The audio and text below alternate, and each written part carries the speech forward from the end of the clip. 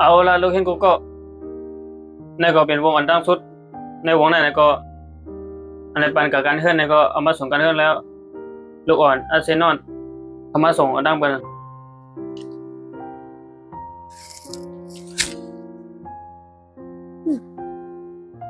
วงอันดังสุดในได้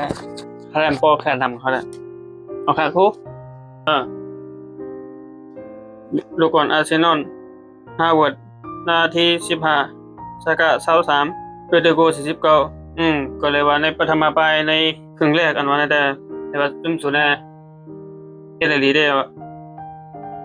ถึงนั่งสุดเลยที่1มื้อปีป่นได้เนาะก็เลยว่าเฮ็ดได้ดีเพราะนั้นปันคะแนนปันมันสามารถมาแทนลูกอ่อน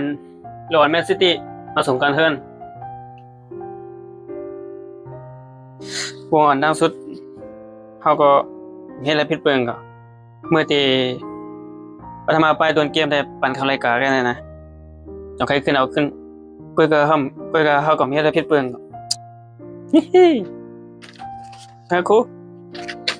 ลูกอ่อนแมนซิตี้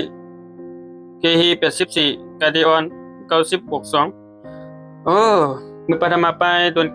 ครึ่งแรกนั่นแหละสุดท้ายถ้าได้เล่นไปออกกันเนาะsuko ngate labong ko na ngate non labong ko na คือก็บอกมาคืออะไรกันบ้าง90เนี่ยนะที่แบบsukoมีส่วนตามลีกอย่างเลยนะเลยมาขึ้นในหน้าที่บาบันเขาว่านะอันนี้ก็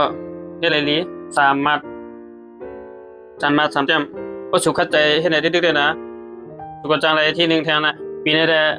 จุ่มโลวันซิตี้ต้องได้ไว้ในมาต้องได้แล้วนะก็มีพินาโดซิวาอันก็มีลอตเตอรี่ก็มีกองกลางหายหมดอันนี้จึงเป็นวงอันดังสุดเลยมันก็เข้าใจ3 มัด 3 แต้มลูกอ่อนลิเวอร์พูลลูกอ่อนเป็ดเข้ามาทางมาส่งกันเฮิรนแต่บอกให้มีส่งกันเฮิรนก็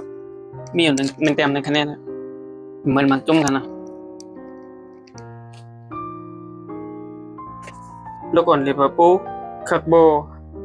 55อันนี้ก็เป็นวงอันดังสุดสุดท้ายเต็มแต่ก็เลยกันแล้วกันเข้ามาเล่นขึ้นแล้วสุดท้ายเต็มไปป้อมมืดนั่นน่ะเนาะก็เลยกันนะอะไรแน่ทางใดเข้าใจซ่อมเข้าใจทางในปีนี้สุก็รู้แล้วให้มีสุดที่1มี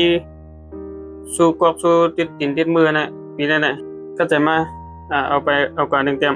ว่าถึงกำลูกอ่อนผีว่าลูกอ่อนแม่นยูนว่าอันที่เฮาซุ่มนี่ก็เป็นย้อนเฮาอัพตัวน้องใหม่นี่ก็ซุ่มใหม่เข้ามาในลีกเขาใหม่ๆนะเอาเตรียมใจอะไรปันเขาปีก่อนนะปันเขาก็ให้ซ้ำคะแนนนั้นส่วนถ้าเฮาแม่นอยู่ในแต่ที่ไปเอาจุ่มมันใหญ่ๆจุ่มเล็กๆขึ้นมาใหม่ในเพิ่นเตรียมนะก็เพิ่นได้นำก็เพิ่นตัวก็ขึ้นนั่นน่ะเนาะส่วนถ้าเฮาได้ที่ไปเอาแมนซิตี้ลิเวอร์พูลสเปอร์อาร์เซนอลเขาจังได๋เนาะจุ่มมันใหญ่ๆมันกันว่าแข็งๆในลีกแน่เนี่ยที่ไปเอาจุ่มนั้น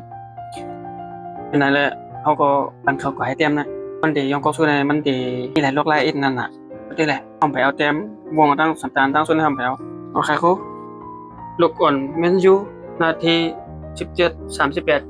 ดี๋ยวมือครึ่งแล้วต้นเกมแม่นะครึ่งหลังในสุผมอะไรขึ้นนะนี่สุผมเข้าใจแน่สุพิมพ์มาแล้วไข่นี่ไปด้วยก่อนตั้งลูกอ่อน FC สู้ได้นำแล้วนะไม่ยุ่ยนะบอกขึ้นมาให้เลยนะจุ่มเขาปีได้พวกตั้งชุดไว้เห็นแล้วนี่3-0ค่ะมาเข้าใจไว้ถึงหลังในกล่อมแล้วโอเคครูลูกอ่อนสเปอร์3-0ทั้งปีนี้ได้สุดที่กาในยูฟ่าแชมเปี้ยนลีกเนี่ยก็ปีนี้ยังในสุดที่รายการน่ะนั่นเป็นปฐมปลายเป็นครึ่งแรกหมดครึ่งหลังมาเนี่ยโดยเห็นนะไข่บ่มแตกเอ็ดนะเบิ่งกัน